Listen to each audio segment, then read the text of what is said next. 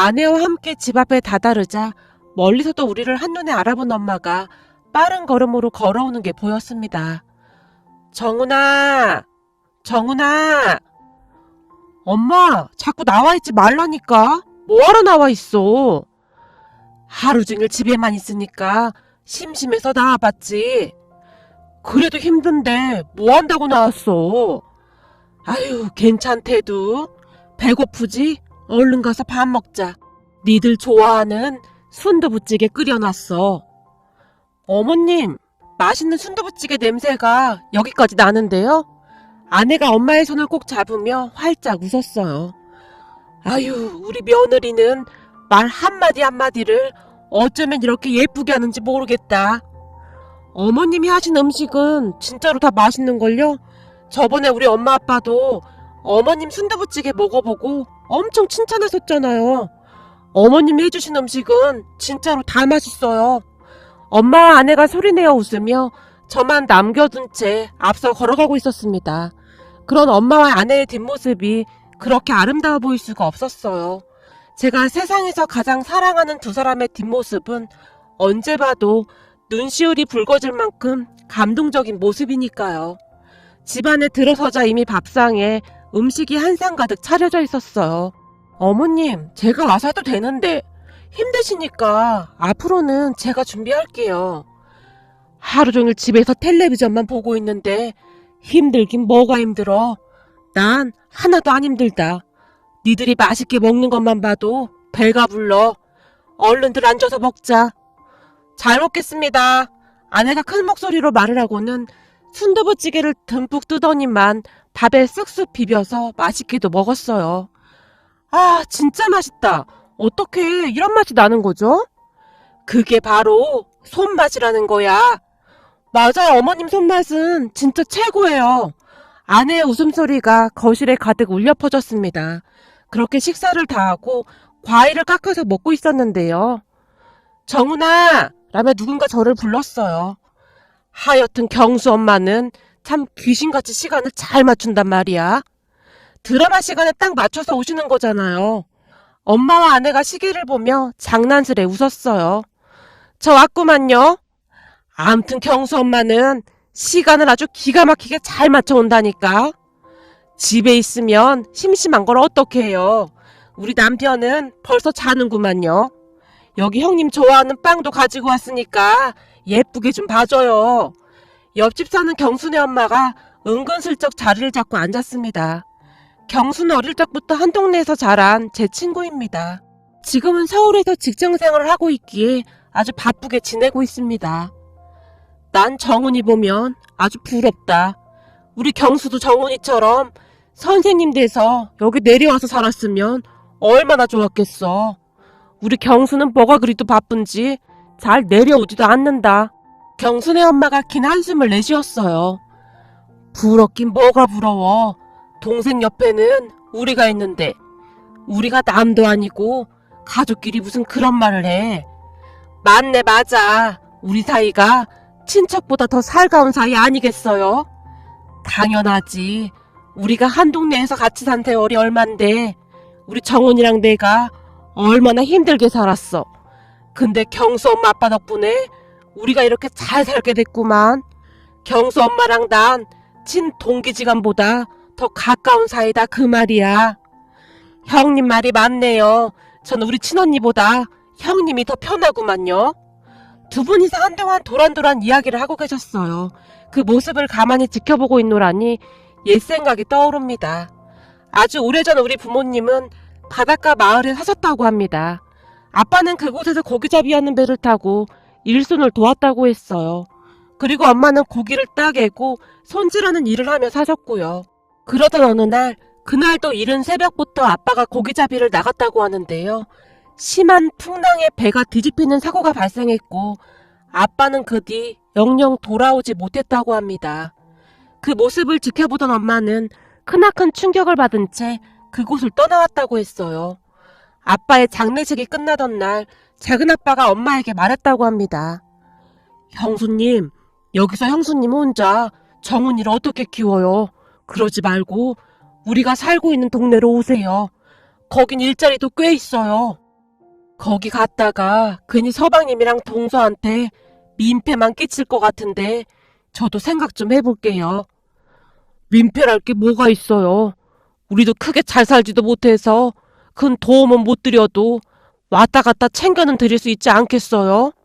그렇게 엄마는 저를 들쳐왔고 지금 이 동네로 오게 되었다는데요. 그때 당시 아마도 작은아빠 부부는 아빠가 배 타면서 힘들게 벌어놓은 돈에 욕심이 났던 것이 아니었나 싶습니다. 우리가 이 동네로 이사오고 난 뒤 바로 돌변을 했으니까요. 도움은커녕 수시로 찾아와서 야금야금 엄마에게 돈을 뜯어가기 바빴거든요. 처음에는 돈을 빌려달라고 했다는데 나중에는 아주 대놓고 돈을 내놓으라고 으름장까지 놓았다고 하네요. 그런데 그것보다도 우리 엄마가 더욱 힘들어했던 부분이 있었는데요. 지금은 우리 엄마가 나이가 들어서 얼굴에 주름도 많고 하지만 젊었을 때는 정말 예쁜 얼굴이었어요. 그래서 동네 아줌마들이 엄마를 정말 싫어했다고 해야 할까요? 마치 홀로 사는 과부가 남편들에게 꼴이라도 치지는 않을까 하는 그런 눈빛으로 우리 엄마를 잔뜩 경계했거든요. 그리고 그런 동네 아줌마들을 부추긴 건 다름 아닌 작은엄마였다는데요. 작은엄마는 평소 우리 엄마를 참 못마땅해 했습니다. 작은엄마에 비해 우리 엄마는 정말 예뻤으니까요. 간혹 동네 아줌마들이 모여서 수다를 떨곤 했었는데요. 내가 얼마 전에 보니까 영철이 엄마도 조심해야겠더라. 남편 잘 감시해. 우리 남편? 우리 남편이 왜? 내가 가만히 보니 영철이 아빠가 우리 형님을 바라보는 눈이 심상치가 않아. 아주 눈에서 꿀이 뚝뚝 떨어지더라고. 뭐야? 이놈의 인간이 그랬단 말이야? 내가 이놈의 인간을 그냥 가만 안 놔둘 참이야. 영철이 엄마가 급히 집으로 뛰어갔다는데요. 이래서 여자는 얼굴이 너무 예뻐도 문제야. 옛날부터 여자 얼굴이 너무 예쁘면 팔자가 사납다고 하잖아. 그게 왜 그런 거겠어. 남자들이 꼬이니까 그러는 거야. 모름지기 여자는 그냥 수더분하게 생겨야 만사 형통인 거야. 우리 형님을 좀 봐. 얼굴이 그러니까 남편 그렇게 떠나보내고 저렇게 동네 남자들이나 홀리고 다니잖아. 작은엄마가 동네 아줌마들에게 바람을 놓곤 했습니다. 하지만 그중 단 한 사람, 경순의 엄마만이 엄마 편이었어요. 아니 정훈이 엄마가 언제 꼬리를 쳤다고 하는 거야? 그리고 얼굴이 예뻐서 남자들이 힐끗힐끗 쳐다보는 걸 어쩌라는 거야? 그것 때문에 얼굴을 보자기로 감추고 다니란 말이야? 그리고 동서지간에 서로 보듬어주지는 못할 망정이지. 사람이 너무하는구만. 아니 경수 엄마가 왜 발끈하고 그래? 우리 형님 편 들어줄 시간 있으면 경수 아빠 간수나 잘해. 내가 얼마 전에 보니 경수 아빠가 우리 형님 집에서 몰래 나오는 것 같더구만. 혹시 알아? 경수 엄마가 모르는 그런 게 있을지. 아니 근데 이 옆엔 내가 뚫린 입이라고 어디서 말 함부로 해. 증거 있어? 증거 있냐고. 아이고 그렇게 착한 척하다가 나중에 땅을 치고 후회하는 수가 있어. 내 말 명심해. 너야말로 쌍판태기가 얼마나 자신 없길래 이따구로 말하고 다니는 거냐? 그냥 얼굴 예쁜 형님이 부러우면 부럽다고 말을 해. 웃기가 안 잡네. 부럽게 누가 부럽다고 그래. 얼굴만 예쁘면 뭐해. 팔자가 아주 박복하게 그지없는데. 야 이놈의 여편네야. 어디서 남의 팔자를 들먹여. 그리고 아직 살 날이 한참 남았는데 사람 인생 어찌 될 줄 알고 그딴 막말을 해? 쌍판떼기도 그 모양인데다가 이제 보니 머리까지 되게 나쁘구만. 경순의 엄마가 작은엄마에게 고래고래 소리를 질렀답니다. 뭐가 어쩌고 어째? 경순의 엄마의 말을 듣던 작은엄마가 순식간에 경순의 엄마의 머리채를 잡고 늘어졌다는데요. 누가 말릴 틈도 없이 두 분이서 머리채를 잡고 땅바닥을 나뒹굴고 난리가 났었다네요. 결국 동네 사람들이 경순의 아빠와 작은아빠에게 연락을 해서 각자 집으로 데리고 왔고 말이죠.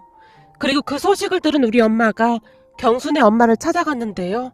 아이고 경수 엄마, 이 얼굴 어째 그래? 괜히 나 때문에 경수 엄마 얼굴이 일이 됐구만. 난 괜찮아요. 그렇잖아도 내가 그 옆편네 단단히 벼르고 있었어요. 동서지간에 해도 너무하잖아요.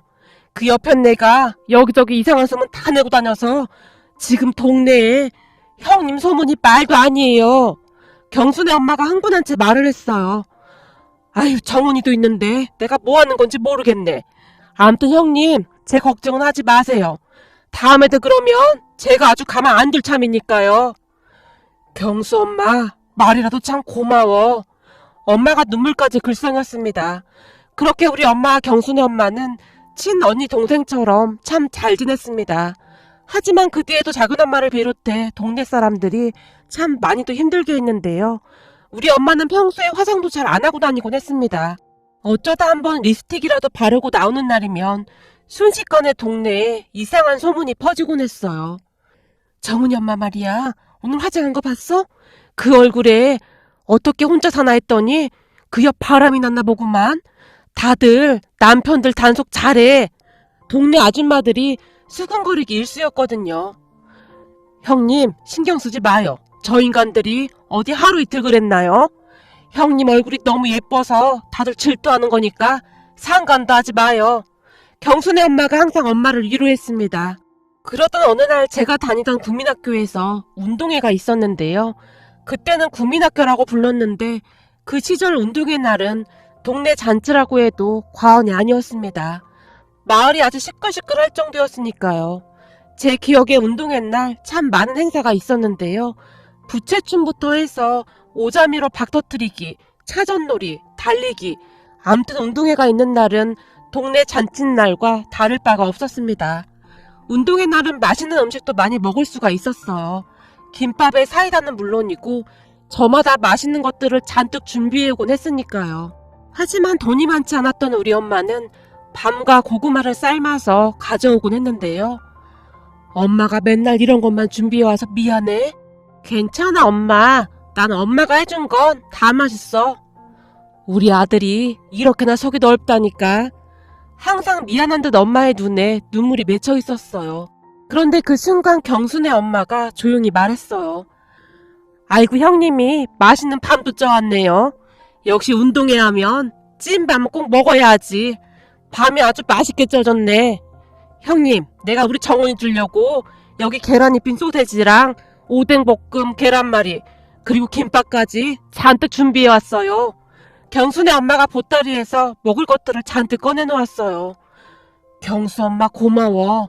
항상 미안해서 어떡해? 미안하긴 뭐가 미안해요. 우리가 남도 아니고 괜찮아요. 형님, 그런 말 하지 마세요. 형님이 그러니까 저 서운해지려고 해요. 경순의 엄마뿐만 아니라 경순의 가족들 모두 우리에게 그렇게 잘할 수가 없었어요. 동네 사람들은 우리 엄마와 저를 아예 없는 사람 취급했기에 우린 항상 외로웠으니까요. 우리가 가장 서러웠던 것이 다른 사람도 아니고 작은엄마 작은아빠가 우리에게 함부로 한 거였는데요. 엄마에게 돈을 그렇게 많이 빼앗아가다시피 했으면서 우리에게 어떻게 그럴 수가 있었던 것인지 도무지 이해가 되지 않았어요. 작은아빠 작은엄마는 멀찌감치 자리를 잡고 앉아서는 우리를 노려보며 웃고 떠들곤 했으니까요. 하지만 운동회는 그렇게 즐거울 수가 없었는데요. 우리 엄마와 경순의 엄마는 달리기 경주에서 이까지 악물고 달리곤 했습니다. 형님, 이번에도 우리가 1등해서 공책 받아야 하니까 든든하게 먹어요. 알았죠? 내가 공책이랑 공책은 다 쓸어올 거예요. 이래봬도 내가 소시적에 땡땡이 날다람쥐였다니까요. 1등은 따놓은 당상이나 마찬가지예요. 경순의 엄마가 자신만만하게 활짝 웃었어요. 그렇게 점심 식사가 끝난 뒤 열띤 응원이 시작되었는데요. 청팀 이겨라, 백팀 이겨라 소리와 함께 영차 영차 줄다리기 하는 소리가 운동장을 가득 메웠습니다. 달리기 경주를 할 때는 탕하는 소리와 함께 뛰어나가곤 했는데요. 결승선에 들어오는 순서대로 팔뚝에 도장을 찍어주곤 했습니다. 그렇게 잠시 후 엄마들의 달리기 경주가 시작되었고 우리 엄마 옆에 경순의 엄마가 그리고 그 옆에 작은엄마가 서 있었어요. 경순의 엄마가 작은엄마를 곁눈질로 흘기는 모습이 마치 국가대표 선수 마냥 긴장감마저 흐르게 했습니다. 잠시 뒤 탕하는 소리와 함께 엄마들이 우르르 달려나가기 시작했어요. 땡땡니 날다람쥐라고 큰소리치던 경순의 엄마의 예상과는 달리 작은 엄마가 1등으로 달리고 있었고 경순의 엄마는 간발의 차이로 2등으로 달리고 있었는데요. 결승점을 코앞에 두고 경순의 엄마와 작은 엄마가 동시에 넘어지는 게 아니겠습니까? 그 바람에 3등으로 들어오던 우리 엄마가 1등으로 결승점을 통과했어요. 그렇게 잠시 후 쩔뚝거리며 결승점으로 들어오던 경순의 엄마를 향해 엄마가 놀라서 뛰어갔습니다. 아유, 경수 엄마 괜찮아? 아유, 괜찮아요. 그런데 그 순간 작은 엄마가 뛰어왔는데요. 야, 이놈의 옆에 내야, 네가 날 자꾸 늘어졌지? 작은 엄마가 경수 엄마를 보며 악까지 쓴 채 소리를 질러댔어요. 뭔 소리야? 내가 작긴 언제 잡았다고 그러는 거야? 이 옆에 내가 사람을 뭘로 보고 그딴 말을 하는 거야? 나 이래봬도 땡땡이 날다람쥐다 이 말이야. 경순의 엄마도 지지 않고 소리를 질러댔어요. 경수 엄마, 그만하자고. 그만해. 엄마가 경순의 엄마를 부축하면서 잠시 작은 엄마를 노려봤습니다. 형님, 동네 사람들이 형님 보고 맨날 손가락질하는 거 알고나 있는 거요? 내가 창피해서 형님이랑 동서지간이라고 말도 못하겠어요. 이제부터 아는 척 하지 말고 삽시다. 동서, 그렇게 악한 마음 가지고 살면 안 되는 거야. 부모가 바른 마음으로 살아야 자식들도 잘 되는 거야. 동서가 이렇게 죄를 짓고 살면 그 업보가 다 자식한테 간다 그 말이야. 제발 바른 마음으로 살아. 어머 형님, 왜 나한테만 뭐라고 하는 거예요? 진짜 기가 막히네. 난 이 동네로 이사 온 뒤로 매일매일이 기가 막혔어. 그러니까 제발 바르게 좀 살아. 엄마가 작은 엄마를 있는 대로 노려보며 경순의 엄마를 부축해서 나무 그늘로 걸어갔어요. 그런 둘을 바라보던 작은 엄마의 눈빛이 매섭기 그지없었습니다. 그런데 나무 그늘에 앉자마자 경순의 엄마가 들뜬 표정으로 말했어요. 형님, 오늘 내 작전 어땠소? 물귀신 작전이요. 저 옆엔 내가 내 생각보다 잘 뛰는 게 아니겠소? 이 땡땡이 날다람쥐도 이제 나이가 있어서 힘이 좀 붙이더라고요. 그래서 제가 어떻게 했겠어요? 어차피 1등은 물 건너간 것 같길래 우리 형님이라도 1등 만들어주려고 넘어지는 척 하면서 저 옆에 내를 자꾸 늘어졌잖아요. 아이고, 내가 1등한 것보다 저 옆에 내 나자빠지는 거 보는데 어찌나 속이 시원하던지 10년 묵은 채증이 다 내려간 것 같아요. 라며 경순의 엄마가 연신 아픈 무릎을 비비며 깔깔 소리내어 웃고 있었어요. 저는 그날 엄마와 경순의 엄마의 모습이 잊혀지지가 않습니다. 유난히도 얼굴이 예뻤던 엄마는 최대한 못나게 보이기 위해 절대 풀리지 않을 것 같은 뽀글뽀글 파마머리를 하고 다니곤 했어요.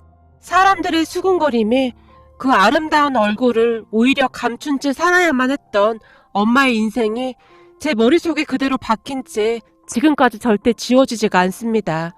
그런 엄마 옆에서 묵묵히 엄마를 챙겨주던 경순의 엄마에 대한 고마움 역시 잊혀지지가 않았어요. 그런 엄마 덕분에 저는 정말 잘 자랐습니다. 최소한 엄마에게 부끄러운 아들은 되지 말아야겠다라고 생각했거든요. 그뒤 저는 엄마의 소원대로 학교 선생님이 되었습니다. 그리고 본가 근처 학교에 발령을 받아서 그곳에서 지내고 있어요. 거기다 그동안 성실하게 잘 살아서 그랬던 것인지 아내도 참 잘 만나서 우리 엄마를 모시고 잘 살고 있습니다. 그렇게 TV를 보고 있는 가족들을 바라보다 저도 모르게 눈시울이 붉어졌습니다.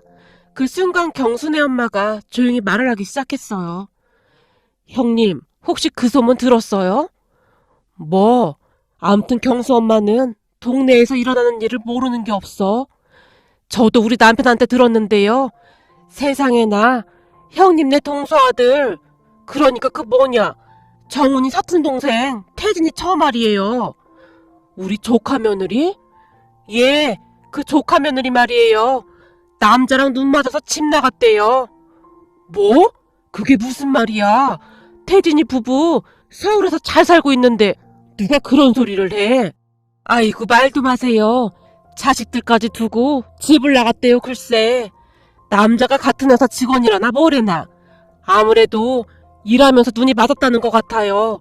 근데 태진이 처말이에요. 얼굴이 그렇게 예쁜 것도 아니었는데 어떻게 바람이 났을까요? 막 바람 피고 그런 얼굴은 아니잖아요. 경순의 엄마가 황당하다는 듯이 한숨을 쉬었어요. 참 그여 그리 됐구만. 그니까 말이에요. 전에 형님한테 못된 짓을 얼마나 많이 했어요, 그래? 동네 사람들한테 있는 말 없는 말 다 지어내서 소문내고 다니고 형님 잘못이라고는 얼굴 예뻤던 거밖에 없었는데 아주 천벌을 받은 거 아니겠어요? 태진이가 애들 데리고 내려온다고 했대요. 일은 해야 하는데 애들 봐줄 사람이 없으니 할머니가 봐줘야지 어쩌겠어요. 그런 거 보면 형님이 며느리 하나는 참 잘 봤어요. 당연하지. 내가 우리 며느리랑 우리 아들 연결해 주느라 은행을 몇 번이나 왔다 갔다 했는지 몰라. 딱 보자마자 우리 며느리다 싶었다니까. 사실 아내는 은행에서 근무를 하고 있었는데요. 엄마가 은행에 갔다가 아내를 보고는 한눈에 반해서 저와 연결해 주셨거든요. 엄마는 아내와 저를 연결해 주기 위해 은행 문턱이 닳도록 다니셨거든요. 그런 엄마의 노력 덕분이었는지 아내와 저는 결혼해서 잘 살고 있습니다.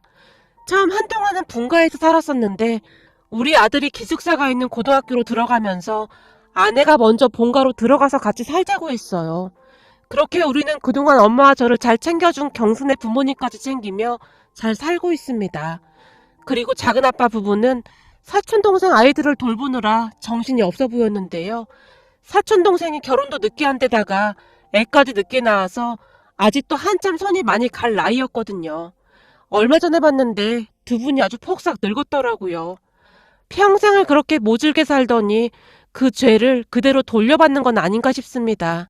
그때 그 시절 헛소문까지 내고 다니며 우리를 힘들게 하던 그 모든 것에 대한 대가를 지금에서야 치르고 있는 게 아닌가 하는 생각마저 들었습니다. 그렇게 엄마의 얼굴을 가만히 들여다봤는데 그 예쁘던 얼굴은 온데간데였고 세월의 흐름만 고스란히 남아있네요. 예쁘던 얼굴을 감추고 살아야만 했던 엄마의 인생이 너무나 안타까웠습니다. 요즘은 아내가 엄마 머리도 손질해드리고 곱게 화장도 해드리고 있는데요. 어머님은 여전히 아름다우세요. 그러니까 예쁘게 하고 다니셔도 돼요. 라며 활짝 웃네요. 앞으로는 우리 엄마가 행복한 삶을 살았으면 좋겠습니다.